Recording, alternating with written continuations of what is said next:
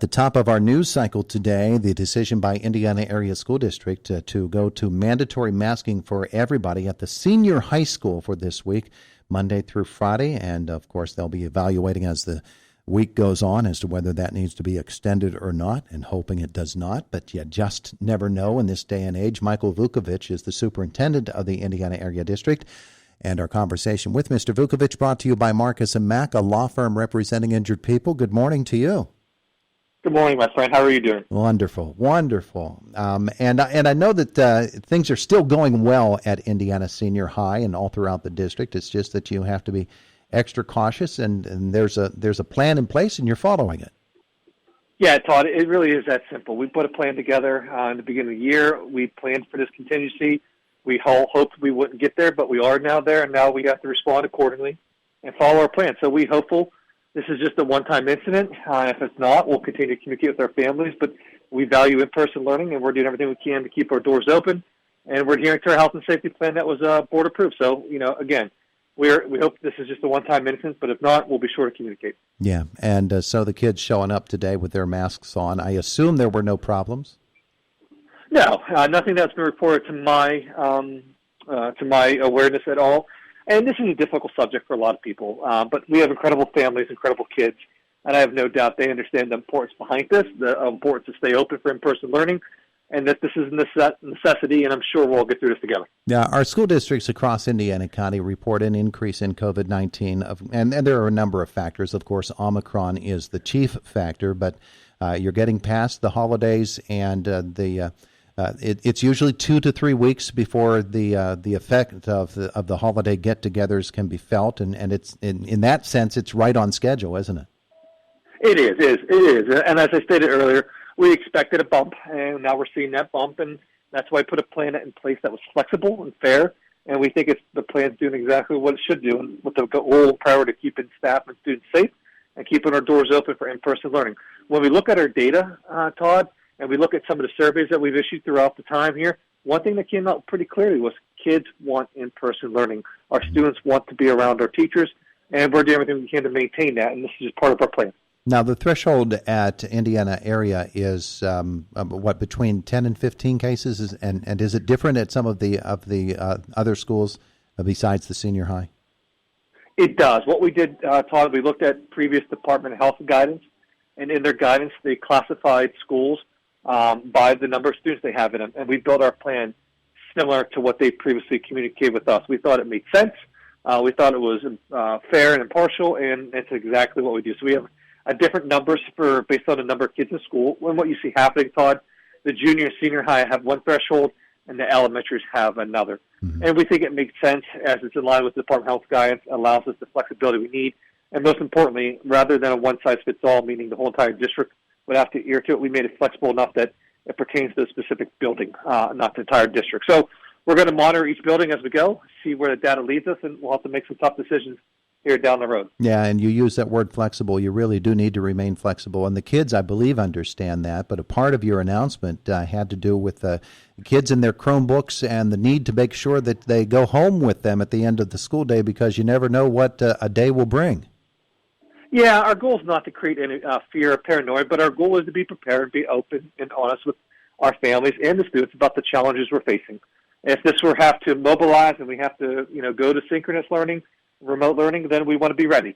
We don't want to miss a day, so it's a unfortunate situation, but it's one that we thought was important to at least be upfront and transparent with our families and the students about this possibility. Now, again, we're going to work like heck to do everything we can to keep our doors open and make sure we're in school for in-person learning as we know that's best. But in case it has to happen, we want to be ready to mobilize. So I hope it doesn't spread fear or paranoia. I know it can cause some angst, and I apologize for that profusely. But our goal is to be prepared in case our situations worsen. Michael Vuckovich is our guest this morning. He's the superintendent of the Indiana Area School District. The senior high this week moving to maskless, or rather masked instruction. Everybody required to wear a mask in the building, but still open for all of their classes, and everything is normal, except for now everybody's wearing the mask. The mask mandate also applies to everybody showing up for instance, the basketball game tonight or for other extracurricular events. Yeah, what we're going to do is get some more information about that out here shortly. I don't want to misspeak, but that's something I have to sit down and work with our athletic director. Our goal right now is to get our school open, and that's something I just want to revisit with our athletic director so I don't misspeak. So that's something we have to follow up on here later today. Mm-hmm. Okay, so folks need to be extra cautious, and I know that testing is always an issue. The availability of test kits, Indiana area has done some extra work in that respect too, haven't you? Yeah, we have. Thanks for asking, Todd. We're pretty fortunate to have testing capabilities on site.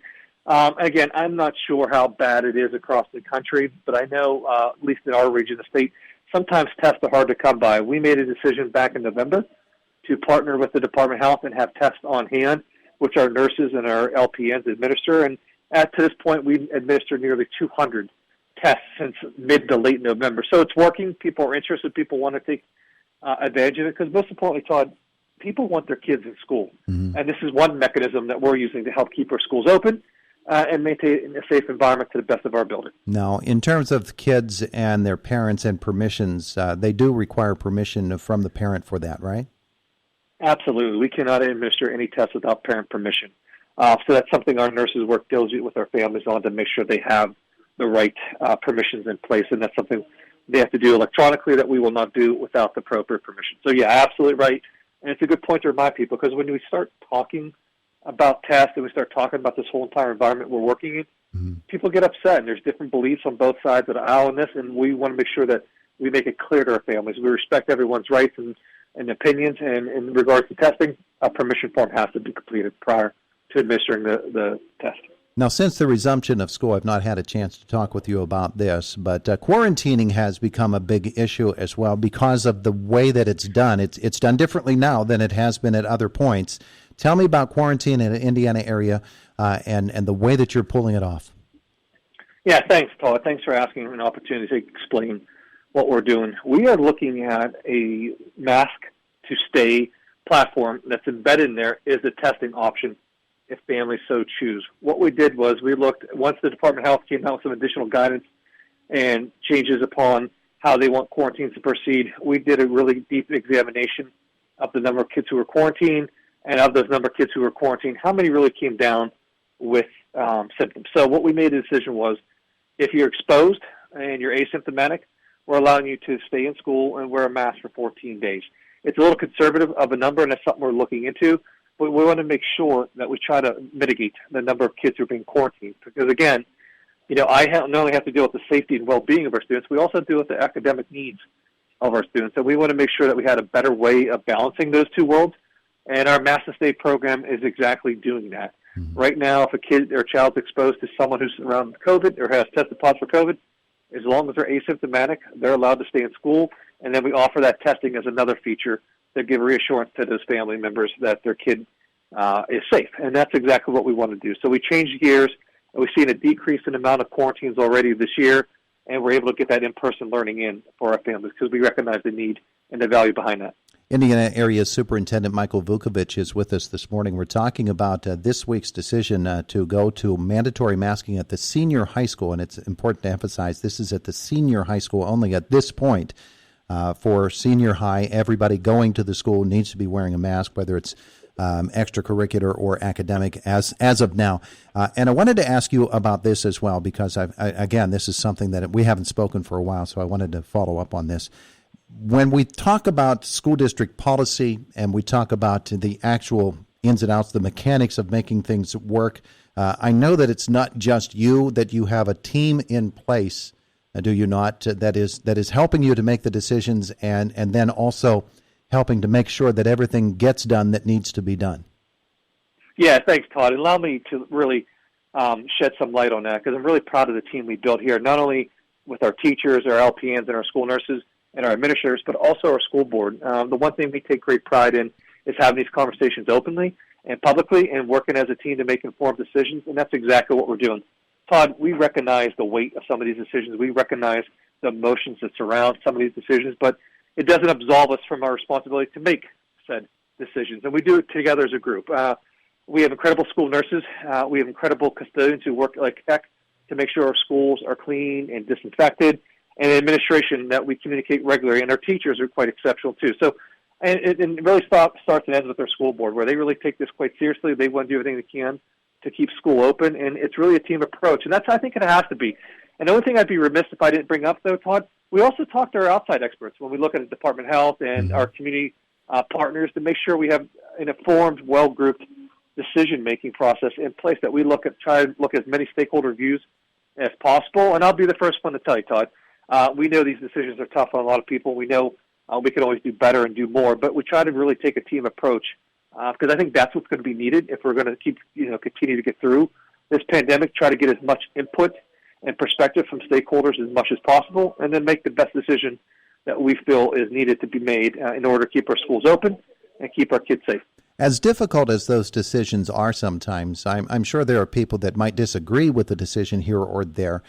When you're able to explain it to them, are they generally accepting of the explanation, or do they hold pretty fast to their opinions and not really understanding?